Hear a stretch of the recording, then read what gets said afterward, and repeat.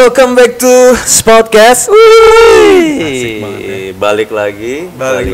Lu lagi. Kenapa sih men lu begitu mulu ngomongnya? Bosen gue liat lu. Gimana men kabar lu? Sehat men, lu? Sehat ya. Males gue nanggepin bercandaan lu, jadi mendingan langsung nanya aja. Oke. Gimana men, di rumah lu juga aman-aman aja kan? Aman nih men, sampai saat ini. Aman. Karena kan banyak yang khawatir tentang keadaan. Iyalah, udah pastilah. Apalagi orang tua gue kan juga udah cukup umur ya men ya. Betul. Udah nggak muda lagi, jadi ada habits yang berubah di keluarga gue gitu. Ya cuci tangan lah, dikit-dikit keluar cuci tangan, cuci muka. Nah apalagi kan kalau kita di UMN ini, di kampus ini kita kan juga keluar kota nih ya. Dan pasti banyak orang-orang tua di luar sana yang khawatir. Yes. Gimana nih kampus UMN? Ya setuju gue. Apalagi dengan pandemi ini gitu setuju kan. Gue. Dan kita sebagai marketing ya, dan itu kan berusaha untuk meyakinkan mereka ini yang kepentingan untuk kepercayaan tuh penting banget, parah. Dan sejauh mana sih UMN ini menerapkan protokol untuk pandemi ini? Nah, ini makanya kita langsung datengin. Jadi ini adalah bukan organisasi kali ya. Salah satu divisi dari UMN yang menurut gue keren banget. Karena hampir ini kampus ya, ini kan kampus dan hampir di kampus-kampus lain tuh nggak ada gitu ya. Kita langsung undang tamu kita ini adalah namanya Mbak Nur Saidatun Nisa. Iya, agak susah namanya ya. Cuma Mbak Nur Saidatun Nisa. Iya, kita sering panggilnya Mbak Nur. Beliau merupakan HSE officer. Apa sih HSE officer itu? Apa hubungannya sama pandemi ini? Nah, ini penting banget. Nanti kita langsung kulik-kulik lagi ke Mbak Nur. Nggak usah lama-lama mungkin. Kita langsung aja panggil Mbak Nur.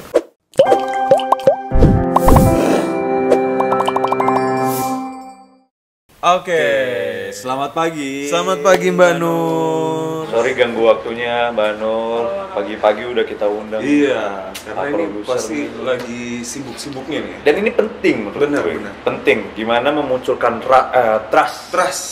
Ya, trust publik terhadap UMN sendiri, baik mahasiswa, orang tua ataupun orang-orang di luar. Stakeholder lah pokoknya.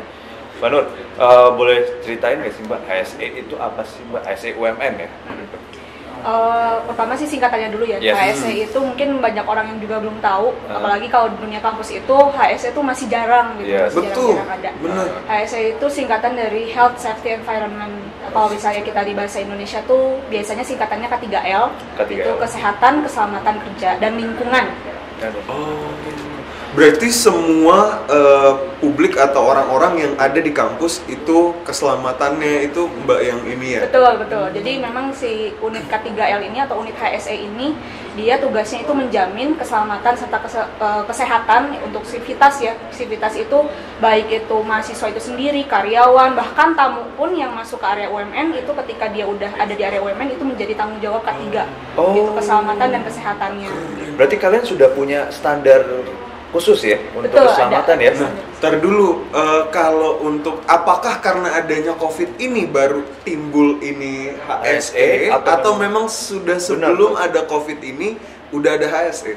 Nah, ini mungkin yang banyak teman-teman mahasiswa ataupun karyawan yang juga belum tahu. Jadi HSE ini sebenarnya di UMN ini sudah ada dari tahun 2018. Jadi akhir 2018 sudah ada.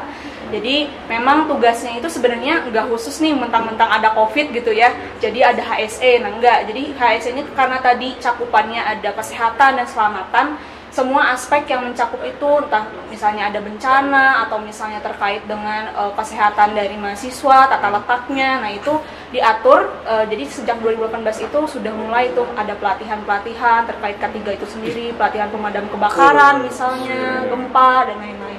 Kalau misalnya gempa berarti ada simulasinya dong ya? Ada. Kayak tahun lalu tuh simulasi udah.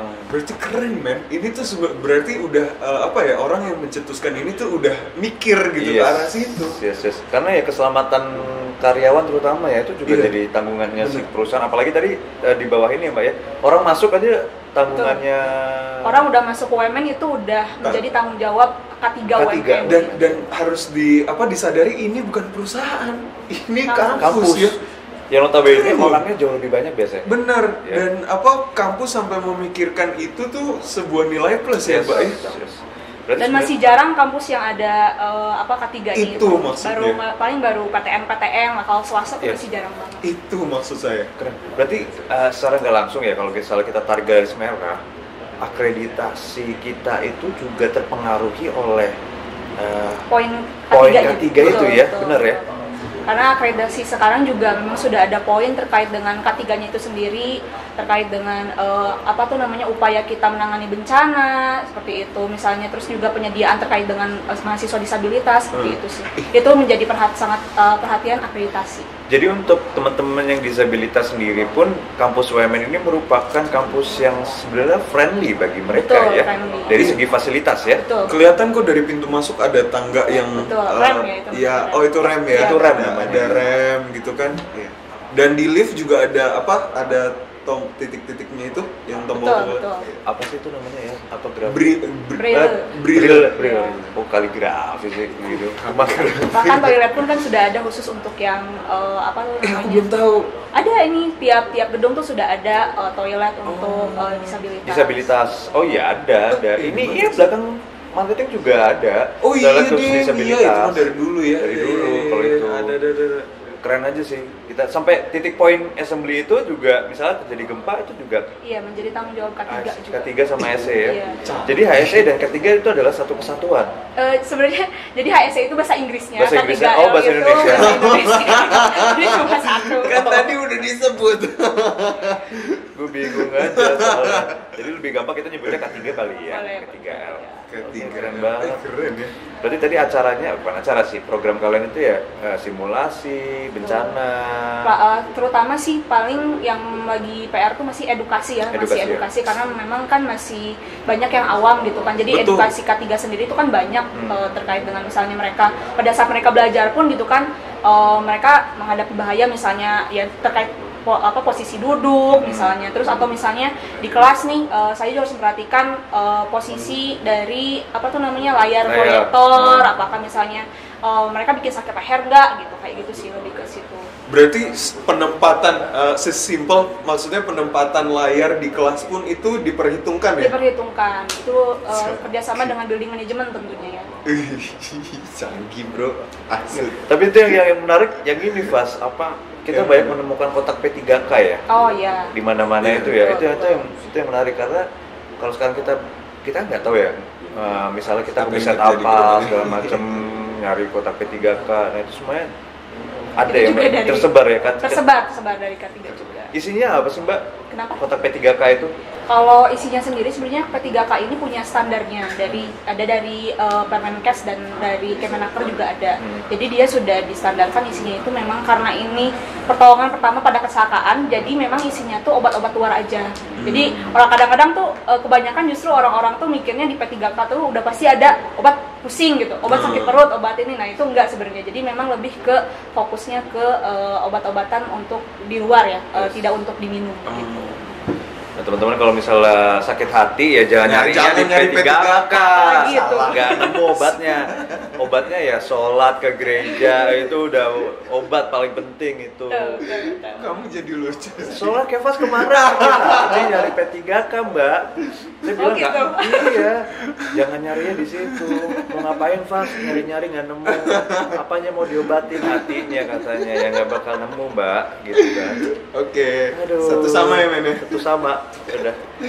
Oke, lanjut. Mbak, kita kan lagi masa ini normal nih Mbak, dan seperti Mbak Nur tahu bahwa kemarin itu kita sempat mengalami kita menyebutnya musibah lah ya, satu Indonesia dan bahkan satu dunia. Betul. Pandemi COVID-19 ini sendiri. Nah, dan bagi teman-teman nih mahasiswa ataupun yang di luar dari UMN juga ini pengen tahu nih sejauh mana sih sekarang nih UMN menanggulangi pandemik itu sendiri, dan sejauh mana kesiapan UMN untuk new normal, kita menghadapi new normal ini gitu. Boleh dijelasin nggak sih Mbak? Oh, iya. Jadi saya mungkin cerita dari awal dulu ya. Dari awal kita upaya-upaya kita dari awal tuh kayak apa sih gitu. Benar. Jadi sebenarnya upaya UMN sendiri itu udah mulai pada saat COVID-19 sendiri itu masuk ke Indonesia. Itu kan mulai Desember ya. Mungkin kalau Desember memang belum rame itu kan karena masih di China juga kan. Kita udah mulai bergerak itu kalau nggak salah tuh di akhir Januari atau awal Februari. Itu kita mulai untuk dimulai dari edukasi. Itu yang paling penting sih, edukasi ke masyarakat tentunya dengan juga mahasiswa, karyawan gitu kan, semua yang mengedukasi kepada mereka apa itu COVID, kemudian gimana sih penyebarannya. Nah itu yang menjadi concern utama karena kan waktu itu COVID pas pertama kali kesini tuh orang-orang tuh masih pada awam, terus juga pencegah soalnya masih samar-samar juga kan dengan penyakit flu gitu kan. Ini gue sebenarnya COVID atau flu doang atau gimana gitu kan. Nah itu edukasi terkait juga dengan sanitasi atau higienitas pribadi atau personal hygiene. Nah itu yang paling pertama. Jadi kita udah mulai tuh dari akhir Januari itu kita udah mulai edukasi melalui media sosial. Terus karena waktu itu belum PSBB juga dan belum ada larangan berkerumun ya, kita mulai ada seminar juga yang di mana narasumbernya itu dokter gitu kan. Kemudian dari tim medik juga kita sudah libatkan untuk menyebar edukasi tersebut ke mahasiswa. Kayak gitu sih. Nah selain itu juga semenjak dari COVID itu masuk, kita ada perubahan pola dari sanitasi lingkungan UMM. Jadi sanitasi itu meliputi sterilisasi ruangan yang biasanya kita di hari biasa pun kita ada nih sterilisasi oleh building management biasanya untuk 1 bulan sekali. Tapi semenjak ada COVID itu, pertama kali COVID muncul kita dari mulai 2 minggu sekali, bahkan sampai sekarang nih sampai seminggu sekali gitu dilakukan sterilisasi atau sanitasi setiap ruangan gitu. Nah itu mulai sterilisasi, kemudian juga dari segi penyediaan fasilitas sanitasinya seperti hand sanitizer misalnya, terus kemudian juga penyebaran juga area cuci tangan ya menjadi banyak. Nah itu menjadi salah satu yang mungkin terlihat oleh orang-orang gitu kan.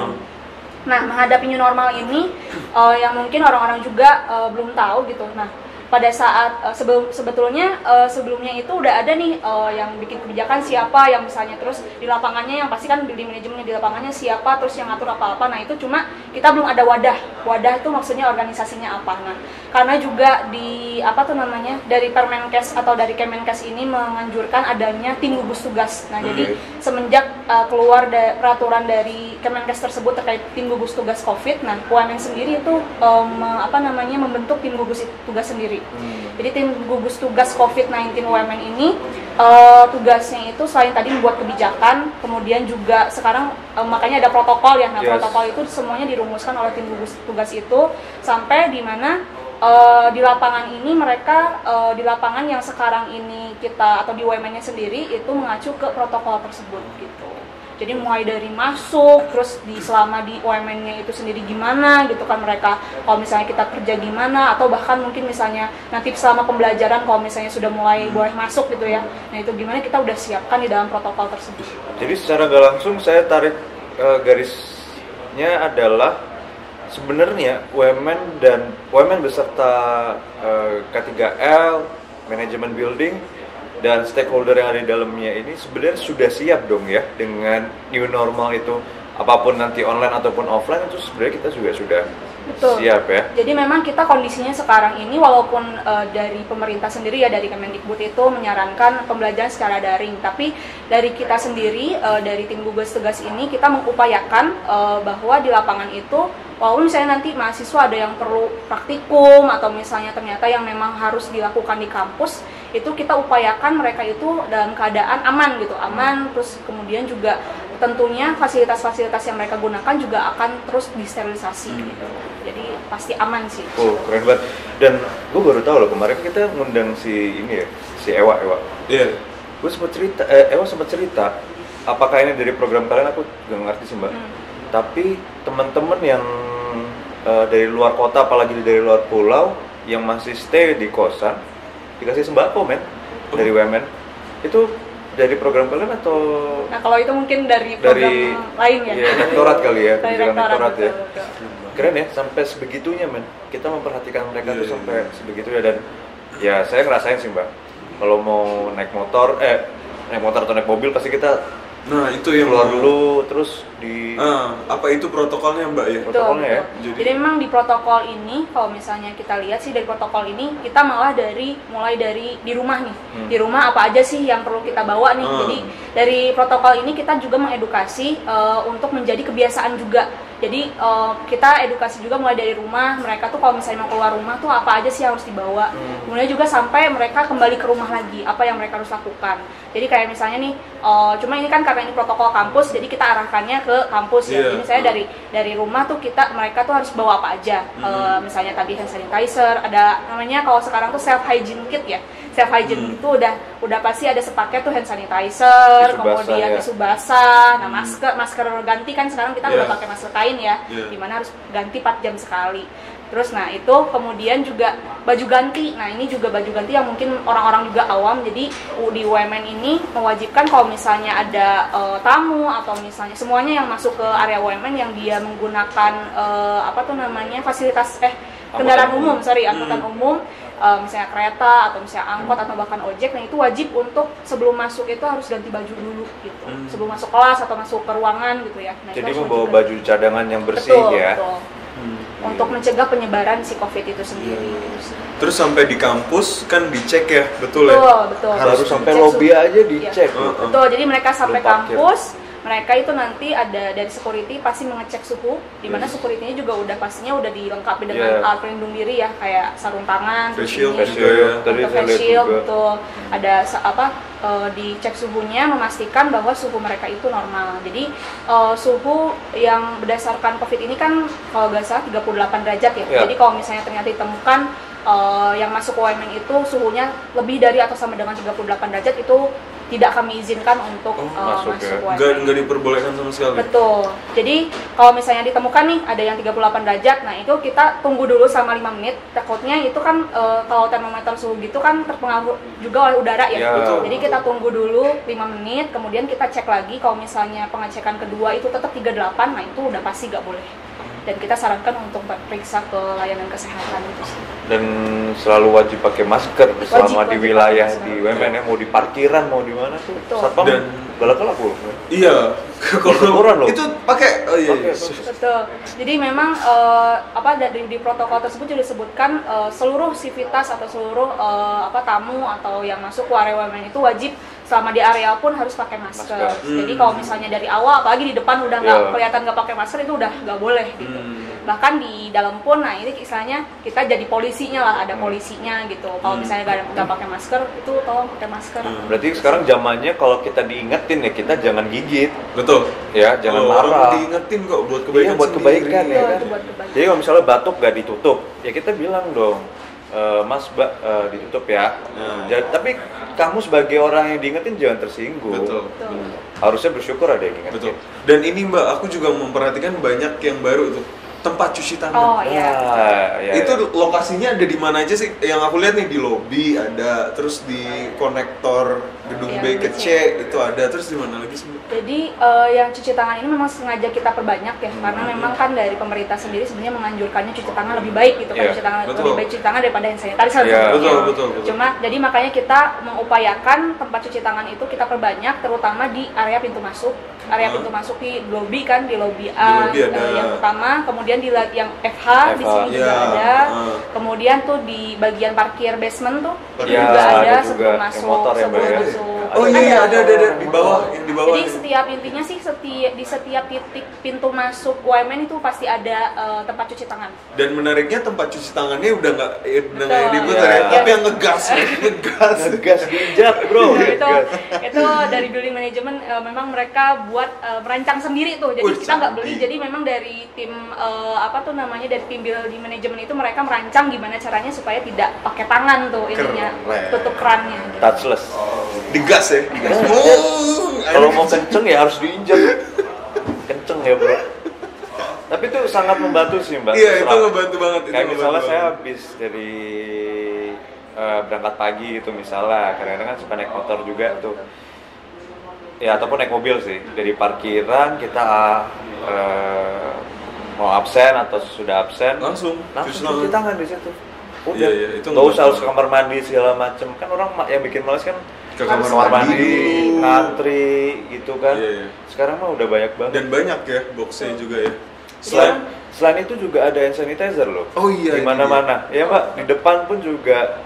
Nah Mbak, kalau untuk gimana sih kalau untuk fasilitas-fasilitas di UMN, kayak misalnya di lift, apakah itu ada protokolnya? Kan kalau yang kita tahu itu kalau di luar sana ya, itu liftnya udah disekat-sekat ya Mbak ya? Pakai stiker. Apakah di UMN melakukan hal yang sama atau gimana sih Mbak? Ya. Kalau untuk protokol sendiri yang tadi saya bilang, jadi protokol ini memang udah lengkap banget dari mulai awal masuk sampai di dalamnya gimana, sampai keluarnya pun gimana. Udah sampai dipikirin sedetail itu ya? Jadi termasuk tadi di lift, yang ditanyakan itu di lift. Nah di lift ini mulai dari kita ngantri, itu kita udah bikin protokol mereka antrian untuk mereka tuh. Jadi jaraknya kan minimal kan 1 meter ya tiap masing-masing personil itu. Jadi kita sudah bikin dari mulai antrian, bahkan pada saat masuk lift pun itu lift dibatasi dan juga kayak arah-arah tuh pas mereka masuk lift arahnya yang satu harus kemana supaya tidak istilahnya mencegah untuk berhadapan ya gitu ya, untuk berhadapan. Nah itu kita udah atur sampai situ. Berarti semuanya sudah on prepare well banget ya. Iya. Mbak, sama ini kalau kan kalau kita tahu ya, kalau pagi-pagi itu kalau kelas jam 8 tuh ya biasanya kan agak ngantri itu ya. Nah kalau dijarakin 1 meter itu apa ada penanggulangannya Mbak? Maksudnya kalau antriannya begitu panjang gitu, itu gimana Mbak?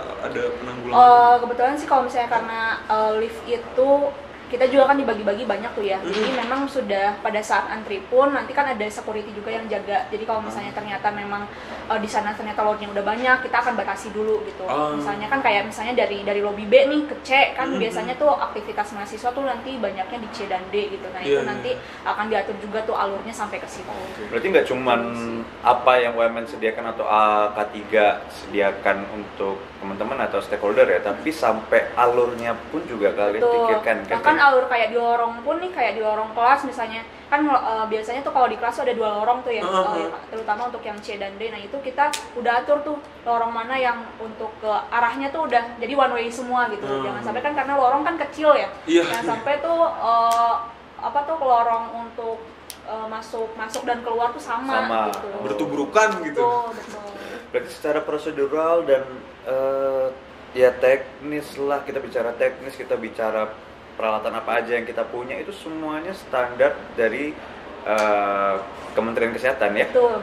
Kita sudah mengikuti standar protokol. Kita pun pada saat penentuan protokol pun kita selain tadi mengacu ke tanda Kemenkes, ada BPOM juga, kemudian dari Kemendikbud juga semua peraturan-peraturan yang dikeluarkan pemerintah kita upayakan untuk kita implementasikan di kampus. Sehingga kita menjamin bahwa siapapun yang mau ke kampus itu udah aman. Gitu. Nah kalau ngomong kayak gitu juga, sebagus apapun regulasinya, sebagus apapun kita menata, kalau orang-orangnya nggak disiplin, betul ya, jadi balik lagi tuh betul tadi, sebagus apapun yang udah kita protokol yang udah kita terapkan, tapi kalau misalnya ternyata orangnya nggak tertib, misalnya dia nggak rajin cuci tangan misalnya gitu kan, walaupun kita udah ada fasilitasnya tapi orang-orangnya kesadaran cuci tangannya masih rendah, atau misalnya pakai masker masih males-malesan, nah itu sih balik lagi tuh gitu ke orangnya masing-masing. Itu dia. Makanya juga selain juga kita menerapkan fasilitas tersebut, kita juga tetap ada edukasi itu berupa poster gitu untuk selalu mengingatkan lah untuk selalu cuci tangan atau pakai masker. Lama-lama juga mahasiswa ataupun stakeholder yang di sini ya, kayak misal pegawai, dosen segala macam juga jadi terbiasa tau dengan new normal kayak gini, alur yang sudah disediakan K3 ya kan, standarnya mesti gimana kalau masuk UMN, berarti ada peraturan baru juga dong ya berarti. Betul, ya. Betul. Oke, Mbak Nur, terakhir Mbak, ini sebagai penutup aja nih, supaya meyakinkan teman-teman juga yang baik di luar kota atau yang dimanapun yang mau masuk ke UMN sudah siap untuk new normal? Siap, UMN udah siap untuk menghadapi new normal. Jadi jangan takut, bahkan di kelas-kelas pun nih, kayak misalnya di laboratorium itu kita udah ada sekat-sekat akrilik gitu. Bahkan di setiap yang layanan-layanan untuk masyarakat atau mahasiswa itu kita udah siapkan terkait dengan APD ataupun pelindung diri yang memang untuk dari personil layanan itu sendiri ataupun bahkan protokol untuk dari mahasiswa atau orang tua yang akan masuk ke UMN.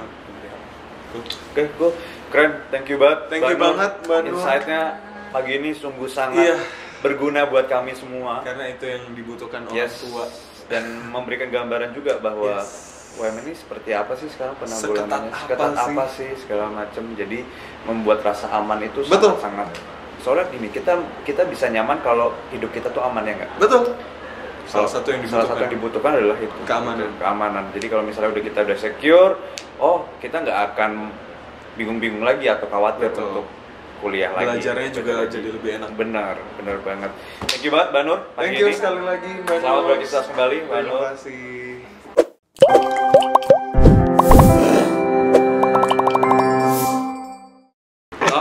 Udah denger ya Faz ya tadi ya. Jadi memang kampus UMN ini udah kayak bukan kampus. Tapi memang standar perkantoran di Jakarta juga udah harus punya kayak gitu. Perkantoran. Dan ini kampus loh. Iya. Keren banget menurut gue sih. Nggak ada yang harus kalian khawatirin lagi teman-teman. Jadi semuanya sudah dipersiapkan dengan baik. Mbak Nur dan tim udah mempersiapkan bukan cuma masalah apa aja yang kita sediakan kayak misalnya hand sanitizer, masker atau cek termometer gitu ya, cek suhu ya. Tapi juga alurnya. Gitu. Dia memperhatikan, dia memikirkan sampai hal detail itu. Iya, detailingnya ya men ya. Gue nggak nyangka sih tadi sampai gue ngobrol sampai Mei sendiri karena sedetail-detailnya tuh beliau sampai bisa menjelaskan. Iya, karena mahasiswa kan banyak kegiatan di sini kan. Dia harus mikirin mungkin dia habis ini ke sini, berarti ini yang harus disiapkan gitu kan. Dan bahkan nggak cuman untuk masalah COVID-19 doang. Iya. Disability. Itu juga itu kerennya men, karena sebelum COVID pun udah ada gitu. Bener. Itu yang bikin keren. Jadi kayak misalnya dia juga tadi ini nggak terlalu asing juga buat dia sih sebenarnya, karena sebelumnya dia juga sudah mengerjakan yang jauh lebih rumit mungkin daripada ini. Itu kelebihan dari UMN. Dan kenapa kita bisa dapat akreditasi A juga salah satunya adalah Mbak Nur dan tim. Kita punya standarisasi sendiri dan mungkin kampus lain yang tidak punya itu sendiri. Gitu. Oke, nggak usah lama-lama. Kita masih buka pendaftaran teman-teman. Nggak usah takut. Dibuka. Langsung daftar. Benar kata Kevas, masih dibuka. Silakan cari informasinya di website kita di www.umn.ac.id. Kalau mau daftar silakan bisa langsung di www.pmb.umn.ac.id. Benar. Kita juga masih ada free voucher. Mungkin vouchernya apa Kevas? Vouchernya itu free form, FREEFORM. Kalian isinya tuh di kolom voucher code ya. Voucher code sebelum submit itu ada, kalian diminta voucher code, kalian tulisnya free form, FREEFORM. Huruf besar semua digabung ya, nanti kalian akan gratis formulirnya. Ya, kalau misalkan nggak masukin vouchernya kalian berbayar tuh 200.000. Jadi sayang banget ya nggak ada. Selain informasi di website kita, kalian juga bisa langsung chat ke marketing, ada di website juga sih. Ya, ada di website juga. Itu banyak caranya ya. Banyak caranya. Di website kita, kalian boleh cek langsung atau mau tanya lebih lanjut ke marketing boleh, atau mau langsung tatap muka. Ada pop up juga, ada pop up WhatsApp chat juga. Ya. Tinggal klik pop up langsung send WhatsApp bisa. Benar gitu ya. Atau mau tatap muka, benar kata Kevas, linknya nanti ada di bawah ya. Kita untuk tatap muka masih available ya. Ya, masih bisa, tapi online ya. Tapi online. Nah, kita juga masih mau ngasih informasi nih buat kalian untuk open house. Tanggal 18 Agustus itu untuk 18 Juli 2020 ya teman-teman ya. Iya benar. 18 Juli maksudnya. Berarti kalian masih konsen. Konsen. Gue yang masih konsen. Oh iya, masih konsen. 18 Juli 2020 teman-teman. Informasinya kalian bisa lihat di website kami yang tadi, atau kalian bisa lihat di sosial media kita. Sosial media kita itu ada di YouTube, Facebook, Instagram, semuanya sama di Universitas Multimedia Nusantara. Dan di Instagram itu kita ada satu lagi ya. Ada di @pmb.umn. Ada banyak promo di sana juga. Ada banyak jadi promo, kalian langsung ikuti aja semua sosial media kita. Benar banget. Kalau kalian mau daftar S2, bagi teman-teman yang nonton nih pengen daftar S2, pengen cari tahu soal S2, silakan follow Instagram kita juga di mmt.umn. Benar. Gitu. Oke, teman-teman, sekian dari kami. Jangan lupa untuk follow Instagramnya Kevas. Gue ada di @kevasarifsan. Di Instagram gue di Andrianto GP. Terima kasih banyak atas waktunya. Semoga sehat selalu ya Pas ya. Amin. Sampai berjumpa. Stay tune di Spotcast.